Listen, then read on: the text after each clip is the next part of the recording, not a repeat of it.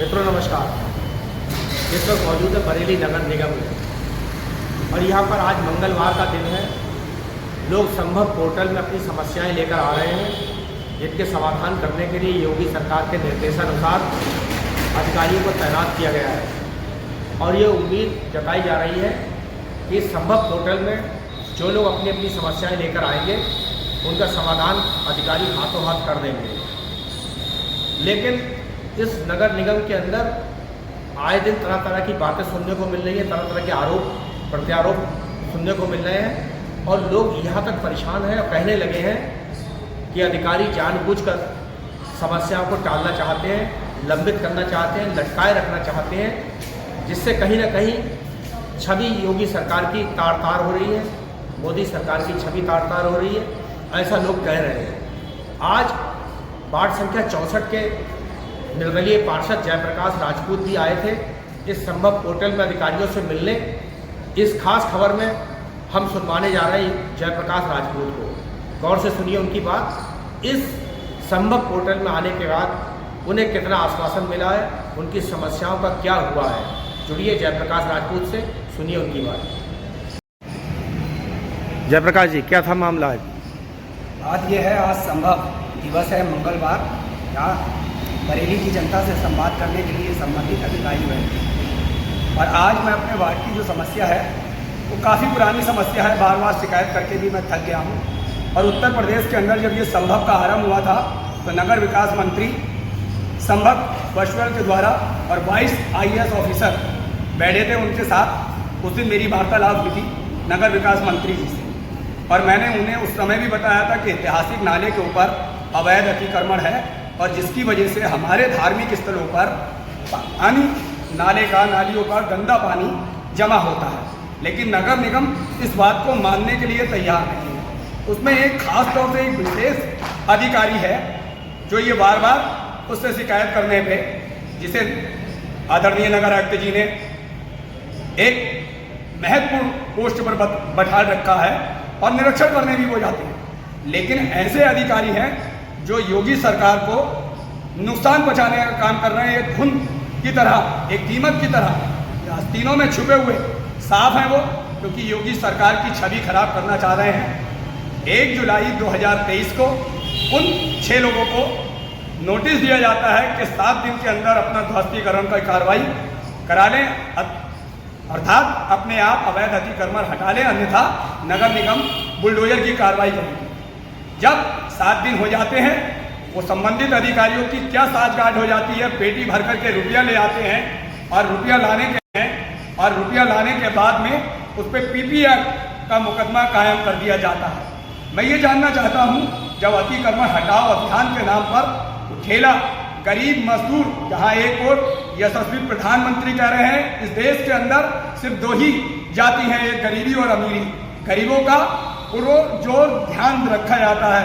जिस विचारधारा से भारतीय जनता पार्टी की सरकार बनी, पंडित दीनदयाल उपाध्याय के सपनों का भारत मेरे वार्ड के अंदर बसता है। हाल ही में एक टैक्स चोर को मैंने देखा और मैंने शिकायत की मुख्यमंत्री पोर्टल पर। इस मुख्यमंत्री पोर्टल का भी मजाक बना रखा।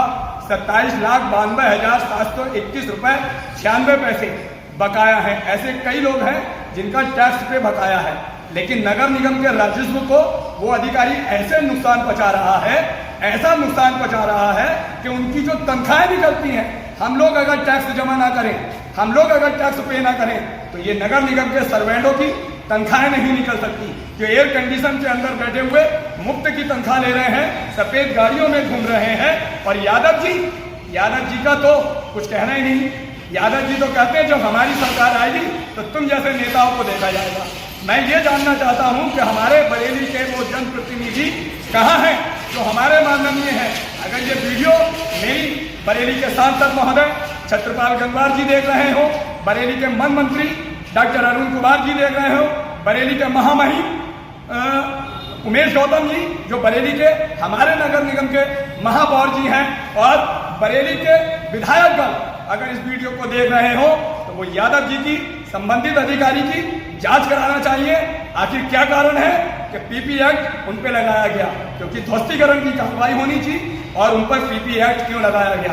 पीपी एक्ट लगाने की वजह से उनको संरक्षण दे दिया गया और मंदिरों के सामने हम जैसे लोग जो चंदन का टीका लगा और मंदिरों के सामने हम जैसे लोग जो चंदन का टीका लगा रहे हैं, चंदन के टीके के लगाने के बावजूद मंदिरों के अंदर जा रहे हैं, नाले के गंदे पानी से गुजर करके हमें मंदिर में पूजा करने, अभिव्यक्ति की आज़ादी, जो मंदिर स्वतंत्र है, धारा एक्ट 19 के तहत भी हमें अधिकार नहीं दिया जा रहा। जहाँ योगी सरकार पुरजोर मंदिरों पे विशेष सफाई व्यवस्था का अभियान चला रही है, वहीं एक आस्तीन में छुपे हुए सांप की तरह उस अधिकारी को यहाँ से उसका ट्रांसफर होना चाहिए, क्योंकि वो भाजपा की जन कल्याणकारी सरकार, प्रदेश की जन कल्याणकारी सरकार, केंद्र की जन कल्याणकारी सरकार पे दाग लगाने का काम कर रहा है। वो दाग जो सर्फ एक्सल से भी नहीं धुलेंगे।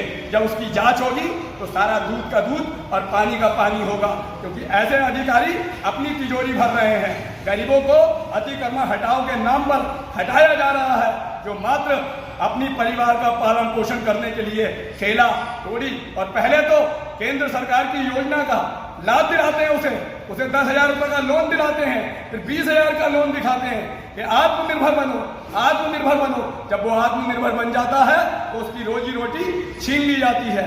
बेचारे कई सारे ठेले वाले मजदूर लोग आते हैं, कहते हैं कि हमसे तो कुछ और मांग की जाती है, लेकिन मैं उस अधिकारी का नाम इस कैमरे पे लेना नहीं चाहता।